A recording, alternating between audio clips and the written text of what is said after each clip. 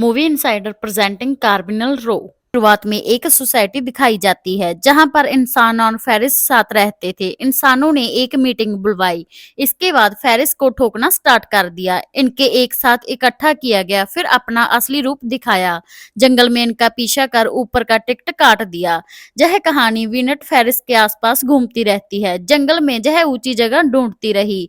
आसपास इसके दोस्त मरते रहे। मैं अकेली बची, उड़कर एक शिप में पहुंच गई। यह शिप लोगों को रेस्क्यू कर लिए जा रही थी।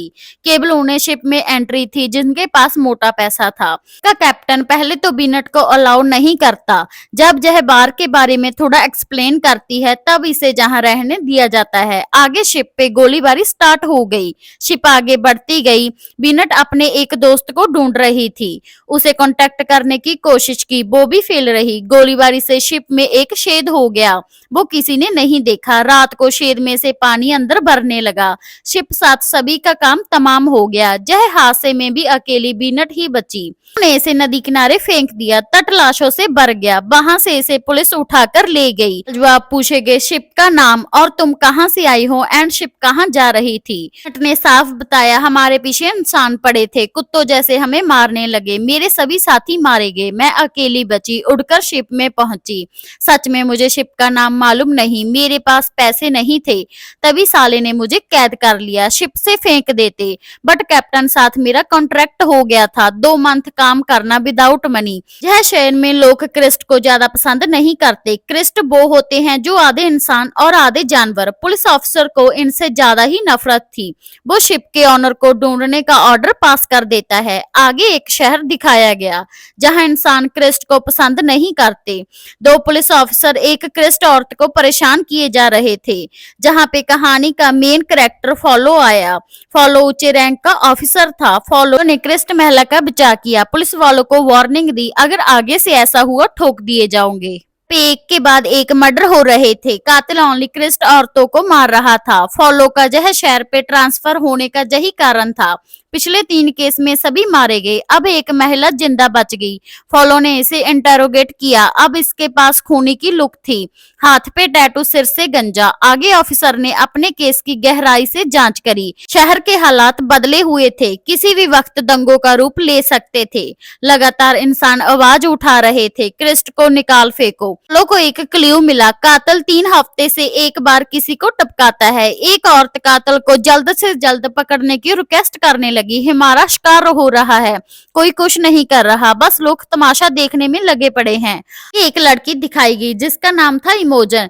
यह अपने भाई जर्जा साथ रहती थी। साली में लालच इतना बड़ा पड़ा था, पूछो मत। इसकी नजर हर वक्त सामने वाले मकान पर रहती थी। इसे जो खरीदेगा वो अमीर बंदा होगा। माइंड में खरीदने वाला इसका हस्बैंड होगा। इसे अमीर चाहिए, कैसा भी हो। अगले दिन उस मकान में एक बंदे का सामान शिफ्ट हुआ। यह अपने भाई साथ वेलकम करने पहुंच गई। अंदर गए, ऑनर मिल गया। वो क्रिस्ट निकला, आधा इंसान आधा हॉर्स। भाई बहन दोनों की फट गई। अमीर वो भी क्रिस्ट। प्लीज जिन्होंने अब तक चैनल सब्सक्राइब नहीं किया पहले वो कर ले। ये पार्लियामेंट में एक मीटिंग बुलाई गई। एक साइड क्रिस्ट के पक्ष में थी, दूसरी विरोध में। एक साइड कहने लगे क्रिस्ट को जहां रहने का कोई हक नहीं है। खड़ूस बुड्ढे ने अपनी पूरी भड़ास निकाली, इन्हें गोली से उड़ा देना चाहिए जहां जहां से दफा किया जाए। बट शहर का चार्ल्स क्रिस्ट के हक में था। बोला हमें कोई हक नहीं है इन्हें निकालने का। इनके सपोर्ट में आधा पार्लियामेंट था। अपोजिट का जवाब हर बात का दिया। सभी लोग इनके पक्ष में आए। पास नहीं किया गया इन्हें निकालने का। चांसलर तो बढ़िया इंसान था, बट इसका बेटा साला चूतिया, दिन भर दारू में डूबा रहता। रात को इसे रेड लाइट एरिया में जाने की तलब रहती। साला यह करेगा चांसलर का नाम रोशन। अपोजिट साइड को तो एक गलती चाहिए, पूरी कोशिश करेंगे चांसलर को उतार फेंकने की। दूसरी साइड टूटे हुए शिप का ऑनर मिल ही गया। वो था जर्जा, उसे पुलिस स्टेशन बुलवाया गया। थोड़ा मान सम्मान कर इसे बिनट थमा दी गई। शिप क्रिस्टन से भरी पड़ी थी। यह अपने पार्टनर साथ इन्हें शहर लाकर काम करवाएगा। जो मुनाफा होगा आधा आधा कर लिया जाएगा। पहले तो जर्जा बिनट को ले जाने के पक्ष में ना था। बाद में प्लान किया अपनी बहन को बर्थडे गिफ्ट करेगा। बहन तो गिफ्ट पाकर खुश हुई, बट बिनट दुखी। जन इसे काम समझाकर एक सूट पहना देती है। इसमें बीनट के पंख छिप गए, वो उड़ ना सके जहां बीनट कैद हो गई थी। इसे घर के बाहर जाने की परमिशन ना थी। छोटे से छोटा, गंदे से गंदा काम करवाया जाता। अपने दोस्त को ढूंढने जहां आई थी, बट घर के बाहर ना जाने दिया जाता। बीनट ने अपना दिमाग यूज किया, इमोजन के परफ्यूम की बोतल फिनिश कर दी। इमोजन ने नई बोतल लाने को बीनट को बाहर भेजा। उसका प्लान सक्सेसफुल हो गया। वो मार्केट में दोस्त को ढूंढते हुए रेड लाइट एरिया में चली गई। ये तो दोस्त क्लीन थी, बट पेट पालने के लिए यह गंदे काम में पड़ गई। लोग अपनी हफ्स मिटाते, जहां आते इसकी फाड़कर चले जाते। बीनट और फॉलो पहले एक दूसरे को जानते थे।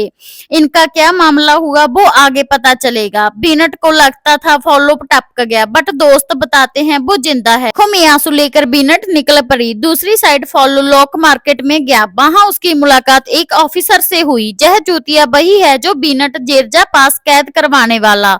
फॉलो पास जो कातल का हुलिया था, वो यह साले से मैच हो रहा था। कलाई पे टैटू, सिर से गंजा। फॉलो का शक और गहरा हो गया जब ऑफिसर ने कलाई उठाने से मना कर दिया। साला खुद को फॉलो पर इल्जाम लगाने लगा।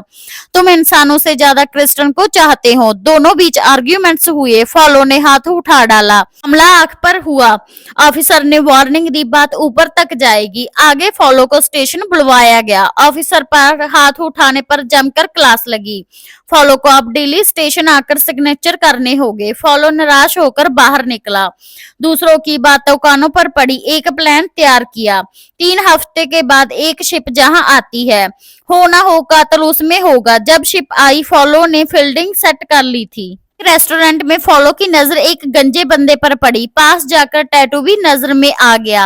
अब कातिल सामने था। उसे शक हुआ, भागने लगा। फॉलो पीछा कर, एक साला तो क्रिस्टन था, दीवारें इंसानी से कूद लेता था। एंड में फील्डिंग फिनिश हो गई। फॉलो ने गन निकाली। शूट का कोई इरादा ना था। कहने लगा, यह तो शुरुआत है, मिस्ट्री आगे आगे देखो होता है क्या। मर्डर टॉप क्लास हो गई। इतना कहकर वो कूद पड़ा।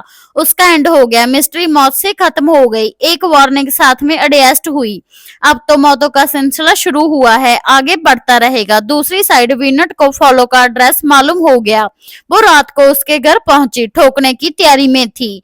सोए हुए ऊपर बैठी, गर्दन पर चाकू रख पिछली बातें याद करवाने लगी। साले तुम मुझे नर्क में अकेला छोड़कर कहां चले गए थे? मैंने कैसे सरवाइव किया तुम्हें क्या मालूम? चाकू घुसाया तो नहीं। इन दोनों बीच पहले प्यार बहुत रहा था, अब भी है, बट हालात बदल चुके हैं। टर्नल पास एक लेडी दिखाई दी। वो बीफ छोड़कर चली गई। टर्नल में कुछ तो है, वो अगले एपिसोड में पता चलेगा। प्लीज जिन्होंने सब्सक्राइब नहीं किया पहले वो कर लें। Thanks for watching.